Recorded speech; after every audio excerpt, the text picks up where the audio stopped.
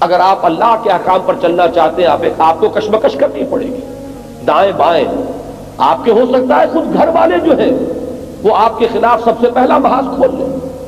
ایک شخص جو آج تک رشوت لے رہا تھا آج طے کرتا ہے کہ یہ حرام ہے، اے اللہ میں توبہ کرتا ہوں، معاف فرما دے اب تک جو کچھ میں نے اس سلسلے میں کیا ہے، آئندہ کے لیے عزم مصمم کرتا ہوں کہ نہیں لوں گا۔ آپ کو محسوس ہو جائے گا، خود آپ اس کا اندازہ کر سکتے ہیں کہ اس کے گھر والوں کے لیے جو آسائشیں تھیں، جو اللے تللے تھے، جو پراٹھے اور انڈے وہ صبح کے ناشتے میں استعمال کر رہے تھے، اب اگر وہ سوکھی تنخواہ پر سوکھی روٹی بھی فراہم کر سکے اپنے گھر والوں کو تو بڑی بات ہے۔ ظاہر بات ہے کہ پہلی چوٹ جس پر پڑے گی وہ اس کے اپنے اہل و عیال ہیں، اور سب سے پہلی بغاوت جو ہوگی وہ اپنے گھر سے۔ اسی لیے سورہ تغابن میں فرمایا گیا ہے کہ یا ایھا الذین آمنوا ان من ازواجکم واولادکم عدوا لکم فاحذروہم، اے ایمان والو تمہاری بیویوں اور تمہارے اہل و عیال میں سے تمہارے دشمن ہیں، ان سے بچ کر رہو۔